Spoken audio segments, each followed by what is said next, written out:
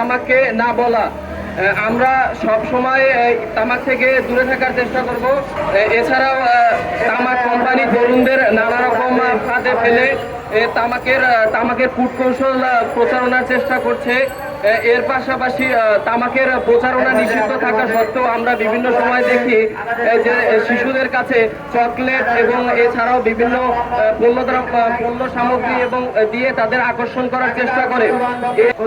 বর্তমান সরকার তামাক নিয়ন্ত্রণের একটি কমিটি গঠন করেছেন। সেখানে 9 জন উপদেষ্টা এবং 3 জন সচিব আছেন।